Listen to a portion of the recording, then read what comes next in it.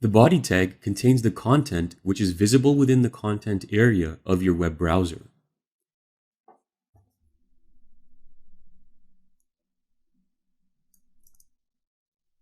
It contains things like text, hyperlinks, images, tables, lists, and any other visible elements.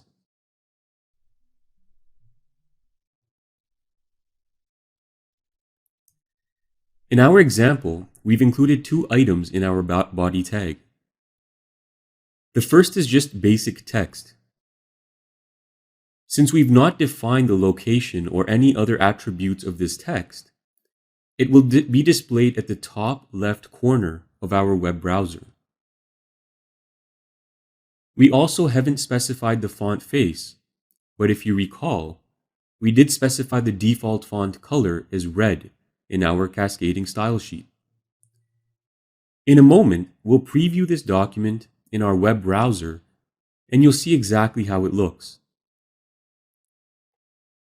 After the basic text content, we have a form element, the text field. We won't be covering form elements just yet, but this example demonstrates how we call a JavaScript function named myFunction to convert the input text from lowercase to capitals. If you recall, the JavaScript function was located in our head tag. We're now calling that function in the body tag. Let's preview the file again so we can see how this all comes together in our web browser.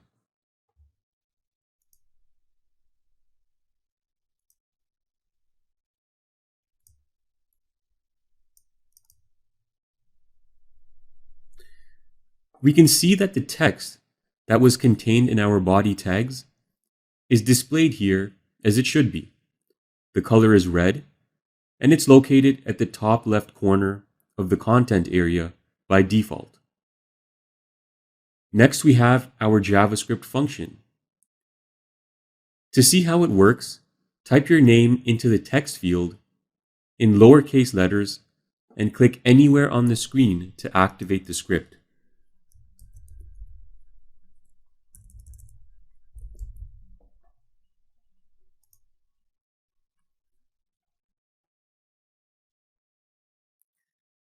You'll see the name in the text field converts from lowercase to uppercase format.